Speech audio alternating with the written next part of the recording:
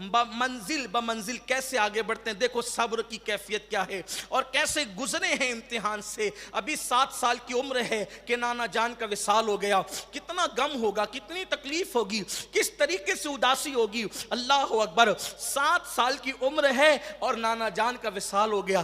جب دوسرے لوگوں پر غم کی یہ کیفیت تھی کہ جنات رو رہے تھے, دیواروں سے رونے کی آواز آ رہی تھی, جنگلوں بیابان سے رونے کی آواز آ رہی تھی, اس وقت مولا حسین پاک جو نانا کی گود میں بیٹھتے تھے, جو نانا کے کندھوں پہ بیٹھتے تھے, جو نانا کی زلف معمبر کو پکڑ کر کے جو ہے وہ کندھوں پہ بیٹھ کے سواری کیا کرتے تھے, یہ آپ نے بار بار سنا ہے نا اپنے خطبہ سے کہ ایک دن دیکھا گیا کہ مولا حسین پاک کہتے ہیں نانا مجھے سواری چاہیے, مجھے سواری چاہیے. تو اللہ کے حبیب علیہ السلام نے اپنے گھٹنے زمین پہ رکھے اور ہاتھوں کو زمین پہ رکھا, کہا لو حسین تمہاری سواری آ گئی. پھر اس کے بعد پیٹھ پہ بٹھایا, کہنے لگے نانا لوگوں کی سواریوں کو تو لگام بھی ہوتی ہے. حضور علیہ السلام نے اپنی زلف عنبری کو ان کے ہاتھوں میں دے دیا. آپ غور تو کریں, یہ پیار تھا, یہ پیار تھا. امام علی مقام ایک مرتبہ گھر کے قریب سے گزرے تو رونے کی آواز آئی.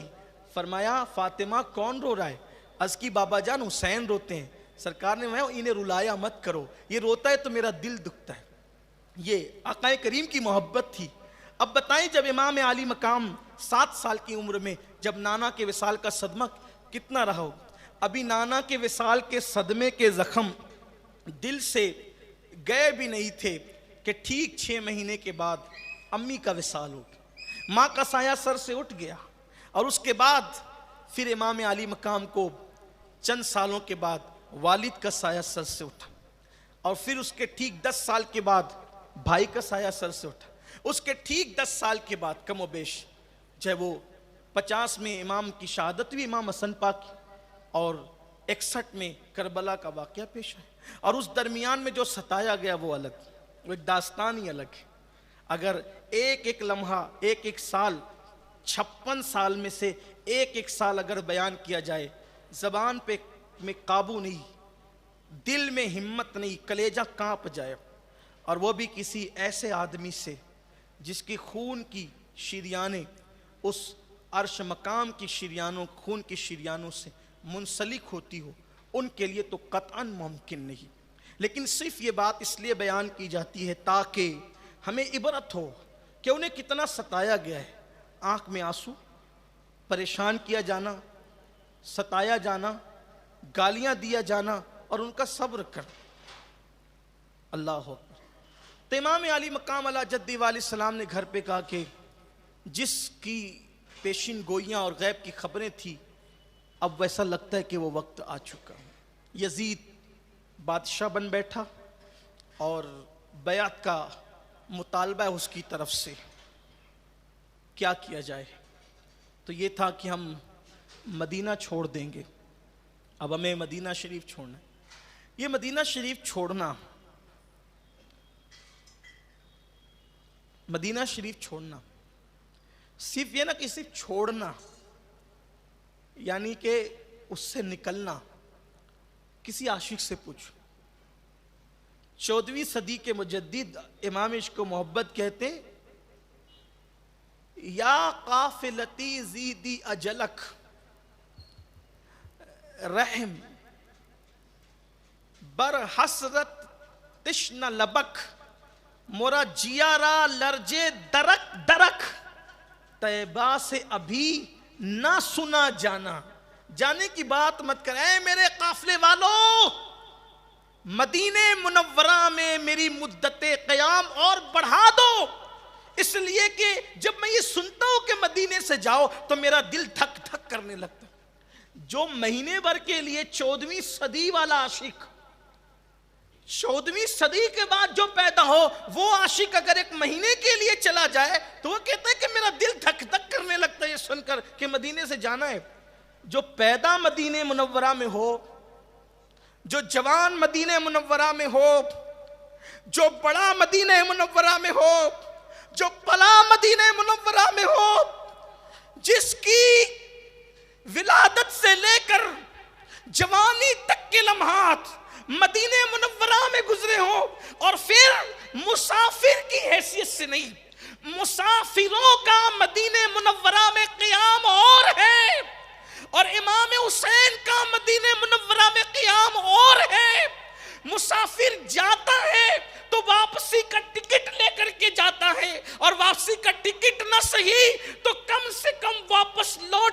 کوئی سامان لے کر جاتا ہے، تمنا لے کر جاتا ہے. وہ عاشق اور تھے جو دفن ہونے کی تمنا لے کر جاتے تھے، لیکن بہرحال وہ کچھ نہ کچھ تو بہرحال خیال دل میں ہوتا ہے کہ لوٹنا اتنی تاریخ کو ہے، لوٹنا اتنی تاریخ کو ہے. حسین کا تو سب کچھ مدینے کا تھا، ماں بھی مدینے میں، بابا بھی مدینے میں، بھائی بھی مدینے میں، گھر بھی مدینے میں، نانا بھی مدینے میں، سب کے سب مدینے میں.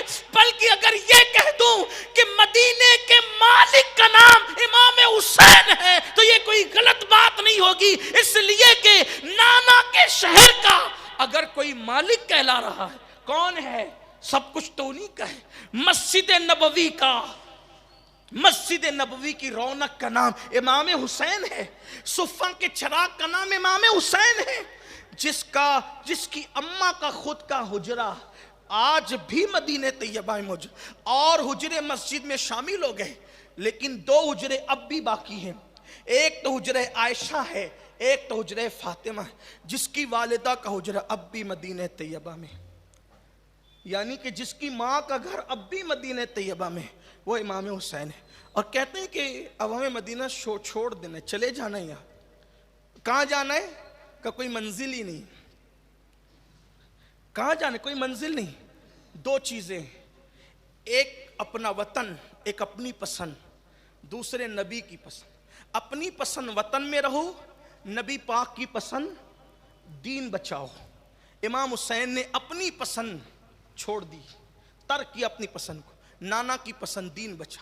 دین کتنا اہم ہے. کربلا سننے کے لیے بے چین رہنے والوں سے، کربلا سننے کے لیے بے قرار رہنے والوں سے، کربلا کے واقعات پہ قربان رہنے والوں سے میں پوچھنا چاہتا ہوں. امام حسین کہتے ہیں مدینے سے چلے جائیں گے لیکن دین کو بے سہارا ہونے نہیں دیں گے. دین بچانا ہے، یہاں سے چلے جانا، دین بچانا ہے، دین پہ آنچ نہیں آنے دیں گے. اپنے سروں کی ٹوپیاں بوجھ سمجھنے والوں، چہروں سے داڑیاں منڈا کر گٹروں میں پھینکنے والوں، اپنے گھر کی شادیوں میں ڈی جے بجانے والوں، حرام اور ناجائز روپیوں کی شکل میں بلکہ سود اور بیاج کی شکل میں حرام پیٹ میں ڈالنے والوں سے میں پوچھنا چاہتا ہوں، دین کہاں ہے؟ مذہب کی تڑپ کہاں ہے؟ مسلک کا شوق کہاں ہے؟ ایمان کی اہمیت کہاں ہے؟